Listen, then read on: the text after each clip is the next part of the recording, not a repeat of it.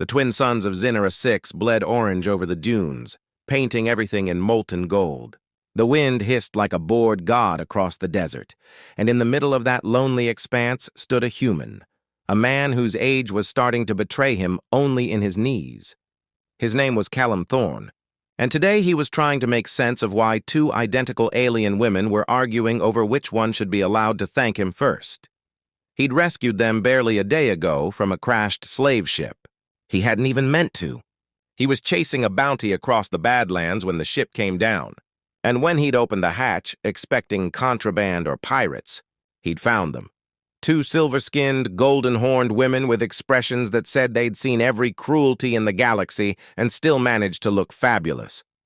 Now, under the dying light, they stood in front of him in matching red exo-dresses, the kind that shimmered as if stitched from temptation itself. "Are you sure you're both okay?" Calem asked, trying not to stare at the impossible symmetry of them. "We are excellent, human," said the one on the left. "Thanks to your intervention. "And your arms," said the one on the right. "Very sturdy arms." For an older specimen, Calem blinked. Thank you, I guess." "They come standard with the body." The twins exchanged a glance and then turned back to him with identical smiles that could have powered a starship. They introduced themselves as Lyra and Vexa, daughters of the High Priestess of Velos Prime, though from their tone it sounded more like a curse than a boast. Their horns glinted as the sun dropped behind the dunes, and Calem, feeling suddenly very mortal, tried to remember his last human conversation that hadn't involved someone trying to kill him. "So," he said, "what exactly were you two doing on a slaver ship? Tourist detour gone wrong?" Vexa's smile dropped half a centimeter. "We were rebellious." "Rebellious," Lyra echoed. "Our mother disapproved of our relationship choices." Calem frowned. "Relationship choices? Like dating off-worlders? Like dating each other's boyfriends," Lyra said sweetly. "Repeatedly," added Vexa. There was a silence long enough for a dune to move. "Well," Calem finally said, "that explains the whole sold into slavery part. Galactic family therapy must be hell." They both laughed, a sound somewhere between bells and static. Hours later, the three of them sat by a flickering campfire made from a broken plasma coil. Calem sipped dehydrated whiskey while the twins shared a glowing blue fruit that looked alarmingly like a brain. The desert night had gone cold, the stars thick as spilled diamonds. "So you're a bounty hunter," Vexa said. "That must be exciting." "Mostly it's paperwork," Calem replied. "And sand. Lots of sand. Occasionally someone tries to stab me, which breaks up the monotony." "Sounds romantic," Lyra teased. "You've got a weird definition of romance." "You freed us," she said, leaning closer. "That's romantic." "Technically, I freed everyone in that cargo hold, but only we stayed," Vexa said. "That's destiny, or bad decision-making," Calem muttered. He wasn't used to this. The attention, the flirtation. Humans weren't exactly high-value dating material in most corners of the galaxy. He was older, scarred, cynical, the kind of man whose idea of intimacy was remembering to make 2 cups of coffee instead of 1. But these two? They watched him like he was some kind of cosmic riddle wrapped in cheap armor. "Tell us, Calem," Lyra said. "Do humans always risk their lives for strangers?" "Only when we're not thinking straight," he said. "Or when guilt outvotes logic." Vexa tilted her head. "Then you must be a very guilty man," he chuckled. "You have no idea." By midnight, the conversation had drifted into absurd territory. The twins wanted to know if humans could really fall in love with AI. Calem told them about the Terran habit of naming toasters. They laughed until one of them snorted, a soft, melodic sound that made him grin like an idiot. "You're laughing with me, right?" he asked. "We think so," Lyra said, "although we do not entirely understand human humor." "That's okay. Most humans don't either." Vexa leaned closer. "Teach us. Teach you humor?" "Yes. We wish to understand your species better." "Through practical demonstration." Calem raised an eyebrow. "You're not planning to dissect me for science, are you?" "Not yet," Lyra said, smiling in a way that was both comforting and deeply concerning. They wanted to learn everything: sarcasm, irony, double meanings. so he tried. He told them about idioms like break a leg and the elephant in the room, and they tried to take them literally, pretending to search for invisible elephants and fake injured limbs. It devolved into laughter and accidental touches, a brush of a hand here, a shared glance there. For someone who'd spent years in empty bars and starship bunks, the warmth felt dangerously addictive. At one point, Lyra pointed to the stars and asked, "Do all humans flirt through confusion?" "Pretty much," Calem said. "It's our most advanced communication method." "And what happens after the confusion?" Vexa asked. "Usually heartbreak, sometimes marriage, occasionally both." They looked at each other and smiled in that secret twin way. He had no idea what they were thinking, but the desert suddenly felt warmer. As the fire dimmed, they moved closer together for warmth, or at least that's what Lyra claimed. Calem wasn't sure where one twin ended and the other began. They mirrored each other's movements too perfectly. When one tilted her head, the other did too. When one laughed, the other's smile followed a heartbeat later. "Are you two telepathic?" he asked. "Linked," Vexa said simply. "Emotionally, mentally. We share thoughts. So like, if I tell one of you a secret, the other will instantly know," Lyra said. "But we can pretend otherwise if it helps your ego," he groaned. "Great! Double the audience for my bad decisions," they giggled. He couldn't help but grin. The night deepened, the stars swaying above them like a cosmic disco ball. The twins began to tell him stories of Velos Prime, of temples carved into mountains, of festivals where people painted their skin with starlight, of lovers who could merge souls for a single night. Their voices wove around him like smoke, hypnotic and soft. When they paused, Calem told his own story. About the Earth he'd left behind, the overcrowded cities, the bureaucratic chaos, the way humans managed to keep falling in love with the wrong people and calling it destiny. They listened, eyes wide like children hearing a myth. "Your species sounds chaotic," Lyra said. "Accurate," he said. "Lonely," Vexa added softly. That one hit harder than expected. He stared into the dying fire. "Yeah," he admitted. "We're experts at that." There was silence. Then Lyra reached out and rested a cool hand on his arm. "Then perhaps it's time to unlearn." When dawn crept over the dunes, Calem woke to find them curled on either side of him, their silver skin catching the light like mirrors. For a man who'd spent years sleeping with one eye open, it was unsettling, comfortably unsettling. He shifted carefully, trying not to wake them, but Vexa's voice murmured from somewhere near his shoulder. "You're leaving. Soon," he said. "You'll be safer at the Xenaran outpost. They'll send you home." "Home," Lyra echoed, still half asleep. "We don't want to go home." "Not my call," he said, standing. "Your mother might disagree." They both sat up at once, identical, beautiful, dangerous. "We would rather stay with you," Vexa said. "That's not a good idea." "Because we might be trouble?" Lyra asked. "Because I am trouble," he said. They smiled.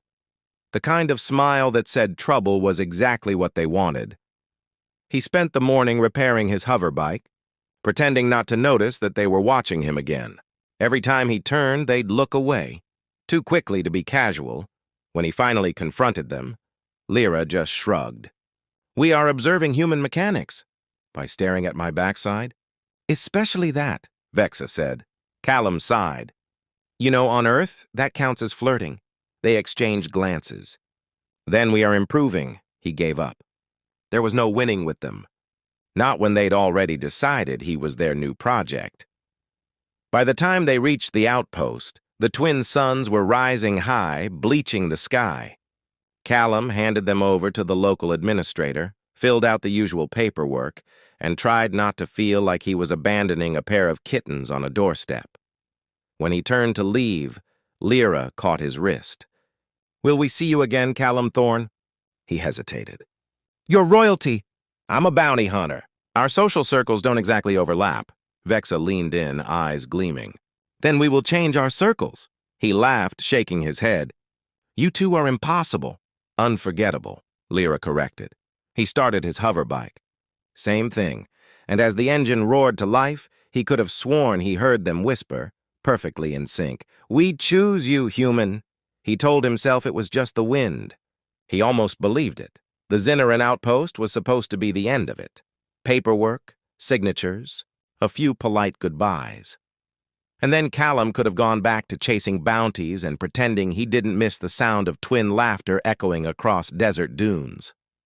But fate, or whatever cosmic comedian wrote his life, had other plans. He was halfway through calibrating his starship when the comms unit beeped. A voice came through, smooth, melodic, and unmistakably familiar. "Calem Thorne," said Lyra. "We appear to be your problem again." Calem froze mid-motion, spanner in hand. "Please tell me you're joking." "Do I sound like I am joking?" she asked. He sighed. "That's the thing, I can't tell. You two say everything like it's a pickup line." Vexa's voice joined in. "We are at your ship's loading bay. We brought snacks." There was a pause. "What kind of snacks?" "Explosive ones," Lyra said cheerfully. Calem nearly dropped the spanner. "What?" "Kidding," she said. "Mostly."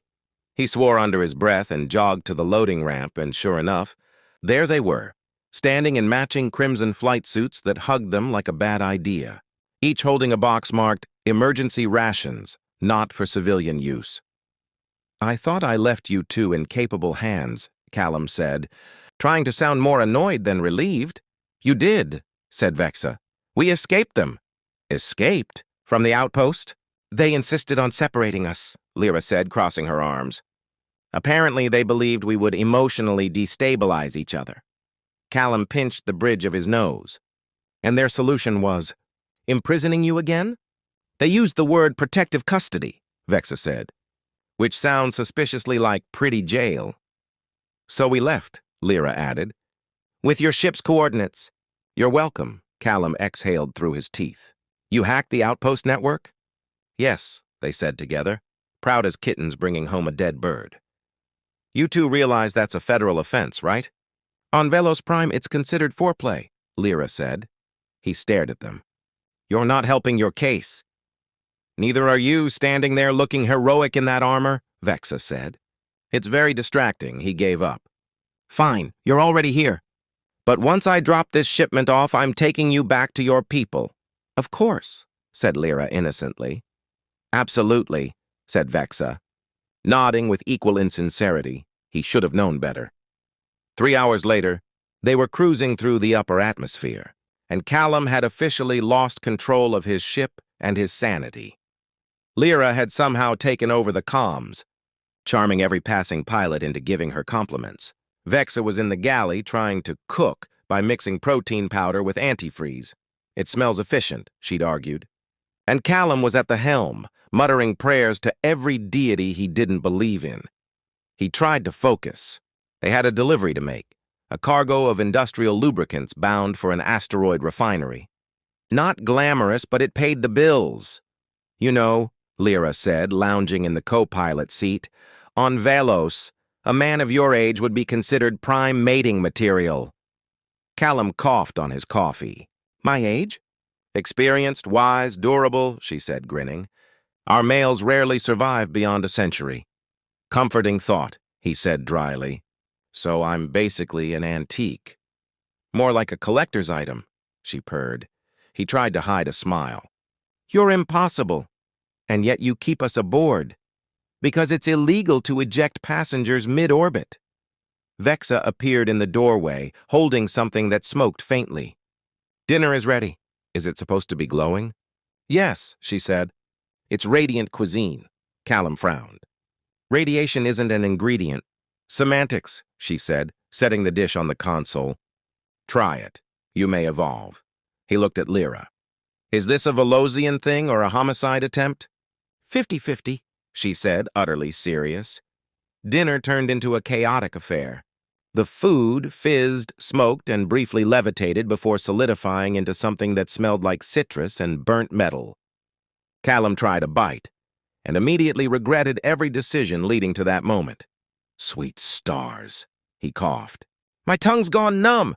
"Success," Vexa said proudly. "That means it's working." Working to kill me? No, to purify your system. Velosian food removes impurities, like taste buds, Calem muttered. Lyra giggled. You humans complain too much. On Velos, we eat with purpose. On Earth, we eat without dying, he shot back.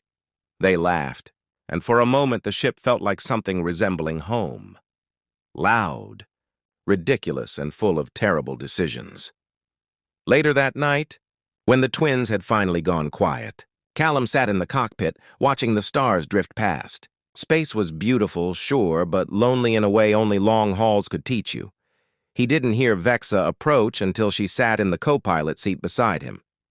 You miss your planet, she said softly. He shrugged. Sometimes. But I left Earth a long time ago.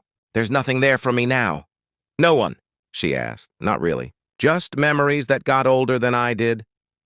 Vexa looked at him for a long moment, her eyes glimmering with reflected starlight.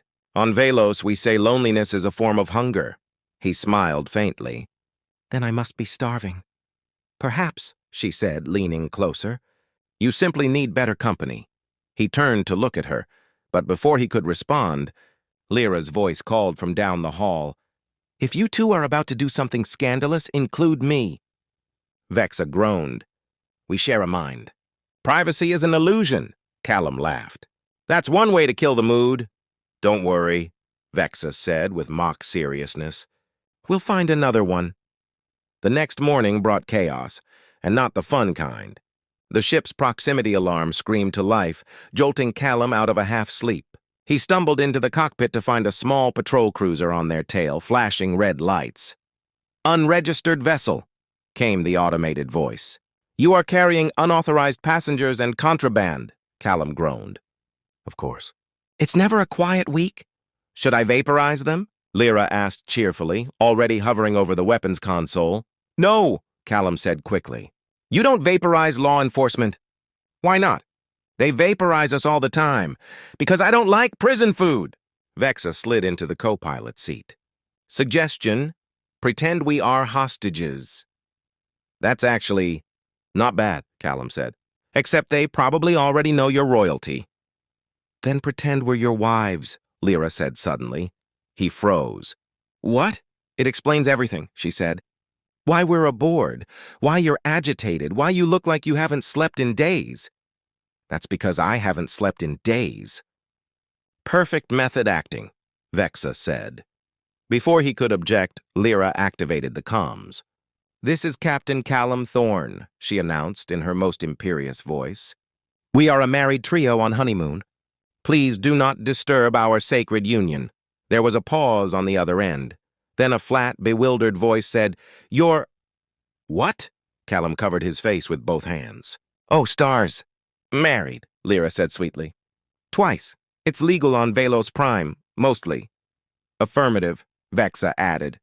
We are in the middle of interspecies bonding exercises. The patrol ship went dead silent for a solid 10 seconds before muttering, Proceed, safely. And just like that, the cruiser peeled off and left them alone. Calem dropped into his seat, utterly defeated. I can't believe that worked. You're welcome, Lyra said. I didn't ask to be fake married. Too late, Vexa said. The universe already believes it. He stared at them both, exasperated. You two are going to be the death of me. Then you'll die loved, Lyra said with a wink. For the next few days, the honeymoon joke became their favorite game. Everywhere they docked, fuel stations, trade hubs, shady asteroid bars, the twins introduced themselves as the wives of Captain Thorne, much to his eternal embarrassment. The worst part? People believed them. Probably because Calem's exhausted expressions matched that of every married man across the galaxy. At one bar on Juno Station, a fellow pilot slapped Calem on the back and said, 2 wives, huh? You must have nerves of steel. More like a death wish, Calem muttered. Meanwhile, the twins sat at a corner table charming a trio of alien merchants into giving them free drinks. When Calem joined them, Vexa held up a glass of something neon and smoking. To human endurance, she said, clinking it against his cup. Yeah, he said. May it last long enough to survive you two. They all laughed, and for once, it didn't feel like a joke. That night, back on the ship, Calem found himself thinking about them again. How they moved like two halves of the same thought. How they finished each other's sentences. How they somehow made his lonely ship feel alive.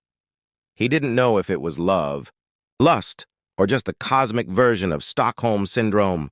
But whatever it was, it scared him more than any bounty ever had. He stared out at the stars and muttered, "What the hell are you doing, Thorn?"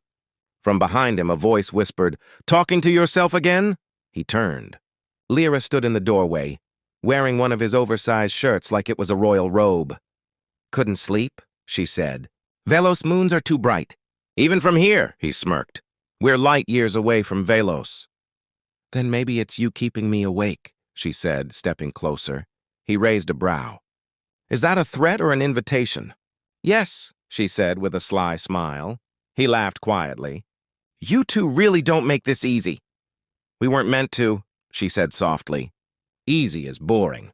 And before he could answer, she leaned in and kissed him. Quick, soft, almost hesitant. When she pulled back, her eyes glowed faintly. "Tell no one," she said. "Vexa's going to know," he replied. "She already does," Lyra said. "She just wants you to admit you like us." Calem exhaled slowly. "You two are going to ruin my reputation." "You have a reputation?" "Had one," he said. "Past tense." Outside, the ship drifted silently through the stars. 3 souls, 1 ridiculous situation, and a story the galaxy would never believe. And as Calem lay awake later, staring at the ceiling, listening to the faint hum of the engines and the synchronized breathing from the next cabin, he realized something terrifying. He was starting to hope they never went home. The next morning began with a holographic subpoena. It appeared above Calem's breakfast like an uninvited ghost, flickering pink and bureaucratic. Notice of matrimonial recognition. Velos Prime Interstellar Council congratulations, Captain Calem Thorn. Your union with Her Excellencies Lyra and Vexa Velorian has been recorded under Section 42B of the Multi-Species Accord. Failure to attend the ceremonial ratification will result in fine, imprisonment, or eternal gossip. Calem stared at the projection, toast halfway to his mouth. Lyra grinned over her cup of glowing tea. "See? The universe approves. The universe has a terrible sense of humor," he said.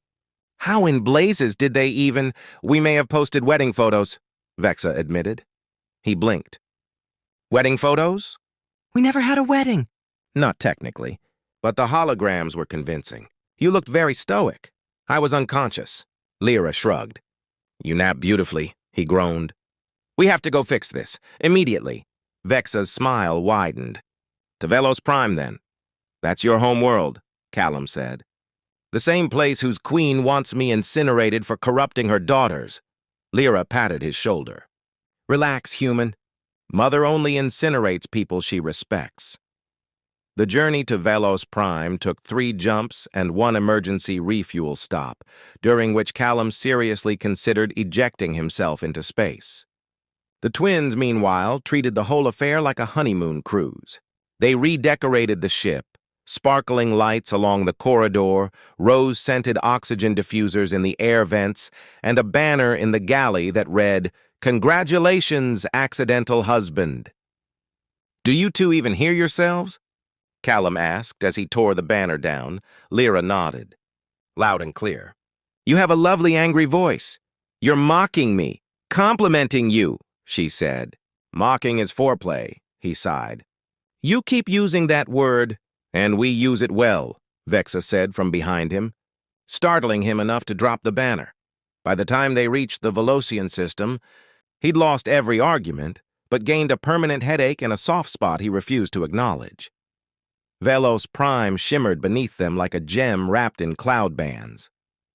Golden oceans, floating citadels, moons so close they looked touchable. The twins pressed against the viewport, their horns catching the light like tiny suns. "Home," Lyra whispered. Calem couldn't tell if it was joy or dread in her voice. The spaceport welcomed them with suspicious efficiency. The moment they docked, 6 guards in silver armor surrounded the ship. Their leader bowed low. "Her Majesty summons you," he said, pointedly not looking at Calem. "Oh, good," Calem muttered. "Straight to the execution." The royal palace was less a building and more a vertical ecosystem. Gardens spiraling upward, waterfalls hanging mid-air, architecture that looked grown rather than built. Calem walked between the twins, trying to look dignified and mostly failing. His boots squeaked on the crystal floor. The high priestess, Queen Sarath, waited on a dais surrounded by attendants. Her presence radiated authority and mild disapproval. When she spoke, the air itself seemed to kneel.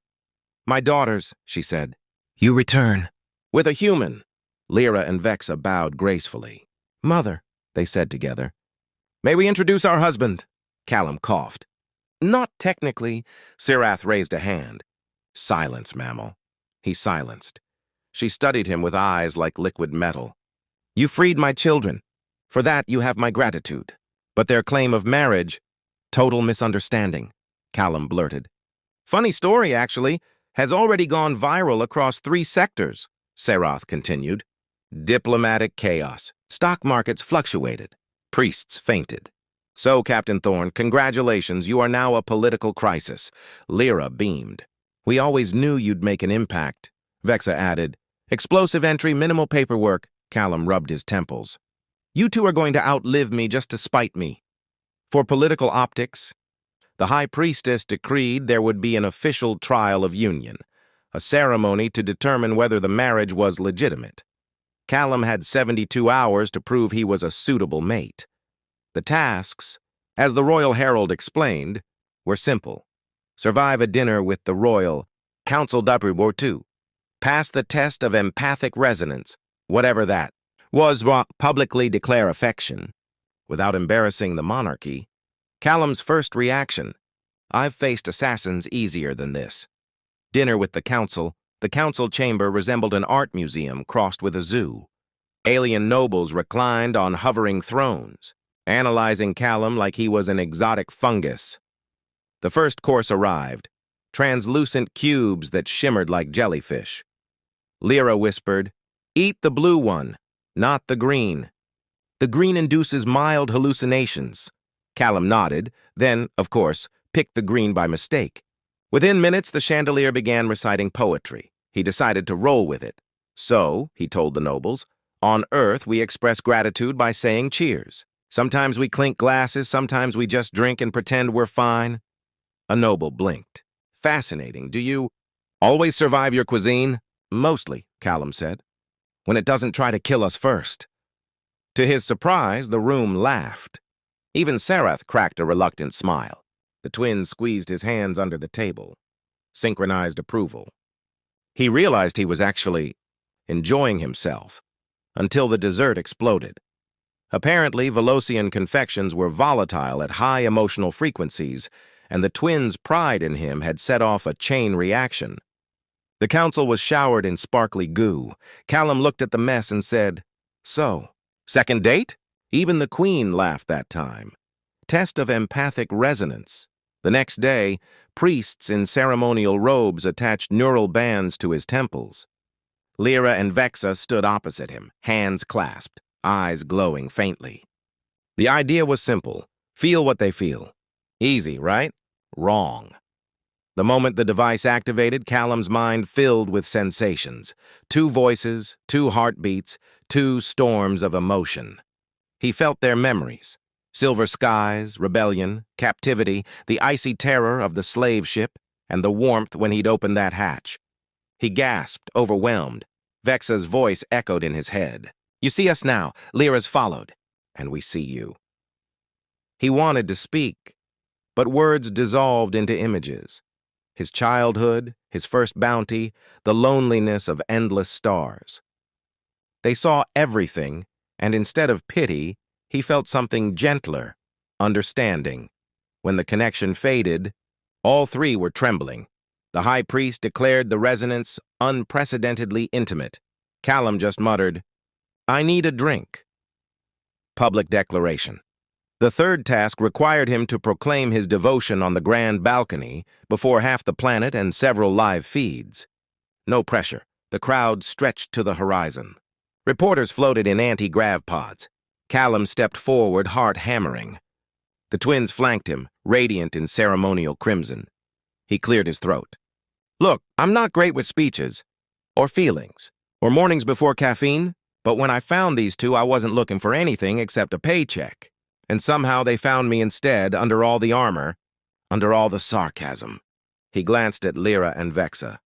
They were smiling that twin smile again, the one that made everything else fade. I don't know what marriage means on Velos, he said, but on Earth it means choosing someone every day, even when they drive you insane, especially then. So if that's what this is, then yeah, I choose them, both of them. Every maddening minute, silence. Then, like a wave breaking, applause erupted. The High Priestess actually clapped. The universe officially lost its mind. That night, Velos Prime celebrated. Fireworks traced constellations. Drunk nobles tried to invent new dances. Calem found himself on a balcony overlooking the golden sea, holding a glass of something that glowed suspiciously. Lyra leaned against him. You were magnificent, husband, he chuckled. Still sounds weird when you say it. Vexa joined them. You realize what happens now, don't you? I wake up and it was all a fever dream. No, Lyra said, grinning. The wedding is now legally binding, he groaned. Of course it is, Vexa took his hand. Relax. Think of it as a merger of cultures, with lifetime contractual obligations, optional renewals, Lyra teased. Assuming good behavior, he laughed despite himself. You know what? Maybe the galaxy's right. Maybe I am married. To royalty, Vexa said. To chaos, Lyra added. To both, he replied, clinking his glass against theirs. As the night deepened, fireworks reflected in the sea below. Calem felt oddly at peace for a man whose entire life had just been hijacked by interstellar matrimony. The twins stood beside him, radiant, ridiculous, and real. Tell me something, he said. Why me? There must be 1,000 prettier faces in this galaxy, Lyra smiled softly. Because you looked at us like people, not property, Vexa added, and because you make terrible jokes. We like terrible jokes, he exhaled, a laugh hiding in the sigh. Guess I'm your terrible joke, then. Our favorite one, Lyra said. The twin moons rose over Velos Prime, and for once Calem didn't feel like an outsider staring at someone else's world. For once he felt like he belonged, even if it was the strangest belonging in the galaxy. The palace gardens shimmered in the morning light, dew catching on the crystalline leaves of alien flora. Calem was trying to teach Lyra how to whistle, which mostly involved her blowing into his ear and calling it a technique. Try again, he said, trying not to smile. She leaned closer. Like this? That's my neck, not the whistle. Strange Earth instruments, she murmured. Vexa strolled in, holding a data pad. As adorable as this noise-making lesson is, we have a problem. Calem straightened. That sentence never means breakfast. It's the Intergalactic Matrimonial Council, she said, tossing the data pad onto the table. They've ruled the marriage illegal. They're sending auditors, he blinked. Auditors? For love? Apparently, yes. To determine if it's authentic or mutually manipulative? Lyra gasped theatrically. I feel so violated. They're auditing our feelings. Welcome to my world, Calem muttered. Within hours, the auditors arrived. 4 cube-shaped drones with judgmental eye lights. They hovered silently, recording everything. Please describe your affection, one droned. Calem glanced at the twins. Do you want the short version or the honest version? Honesty increases rating accuracy, it replied in a metallic monotone. Well, Calem said, they saved me from boredom. I saved them from captivity. And somehow we all ended up in emotional debt. It's like a sitcom written by fate and directed by caffeine. The drones whirred, unimpressed. Lyra folded her arms. What if we simply show them? Vexa grinned. Demonstrative evidence. I like it. Before Calem could object, they both leaned in, kissed him simultaneously on each cheek, then stood back, looking entirely pleased with themselves. The drones paused, recalculating. Emotional display detected, one noted. Unorthodox symmetry. Recording, Calem sighed. You two are going to be the end of me, Lyra winked. That's the goal. By nightfall, the report was in. The council's verdict pending. Inconclusive emotional sincerity. Further observation required, which, in bureaucratic terms, meant, we'll spy on you until something embarrassing happens. For the next few days, they tried to live normally while being followed by hovering cameras. Calem couldn't sneeze without an AI narrating it. This is worse than reality television, he muttered. What's that? Vexa asked. Ancient human torture. The breaking point came when one drone followed them into the royal bathhouse. Calem threw a towel over it. Enough! I'm not performing for sentient appliances! The towel muffled a robotic protest. Violation of MRF, data collection protocol, MRF. That was the moment everything changed.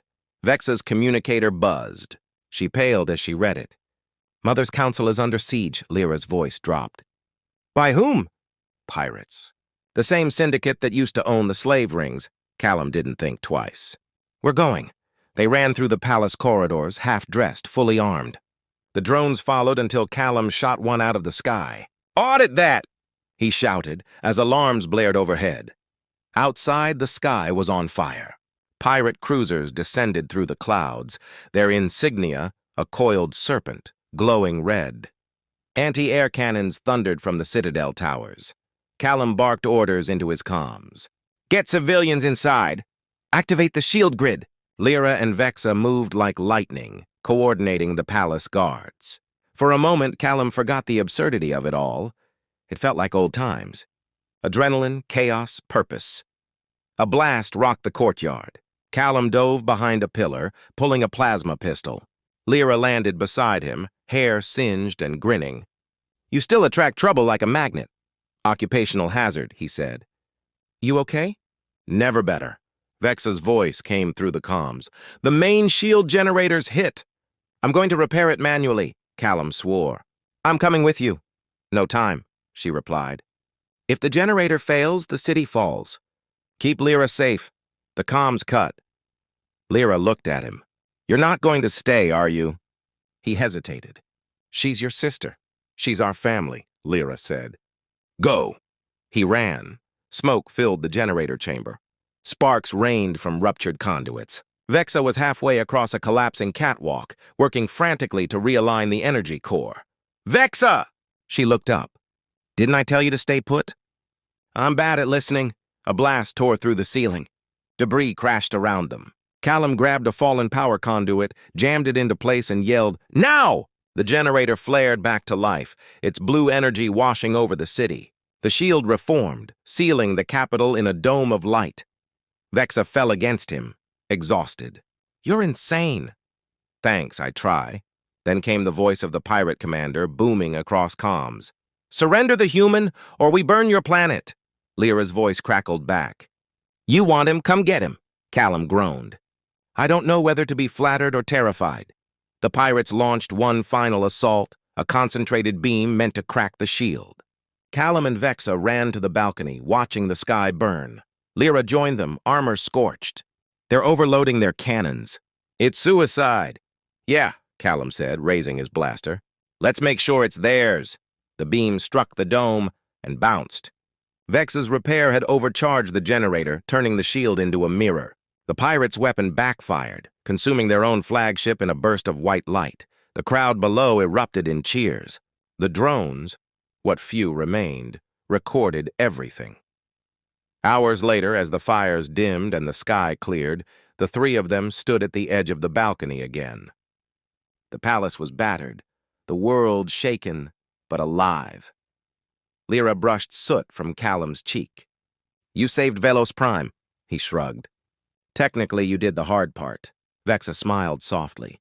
And technically, the council's still observing. Right on cue, one drone hovered up, dented and sparking. Observation complete. Emotional authenticity. Verified. Marriage. Legitimate. Calem stared at it, speechless. Then he started to laugh. Deep, helpless laughter that spread to the twins until they were all doubled over. When he finally caught his breath, he said, So, officially married and galactic heroes. Not bad for a week's work. Lyra leaned against him. You forgot something. What's that? Traditional Velosian honeymoon, he groaned. Let me guess. More bureaucratic paperwork? Vexa smirked. More like a mandatory 2-week isolation for emotional bonding. Calem blinked. Isolation? With both of you? Lyra smiled. Think of it as quality auditing. For once, he didn't argue. The night wind swept over the balcony, carrying the scent of ozone and jasmine. Below, the city lights glowed like a living constellation. The galaxy had tried to test them, to label them, to doubt them. But somehow, through comedy, chaos, and cosmic absurdity, they'd made it work. Calem looked at the 2 alien women beside him and said quietly, "Guess the universe got it right after all." Lyra squeezed his hand. "Told you." Vexa kissed his cheek. "Now stop talking and enjoy being right for once." And as the stars turned above them, the old human who had freed 2 alien girls realized something he never thought he'd understand. That even across galaxies, love was still the strangest, funniest, and most human thing of all.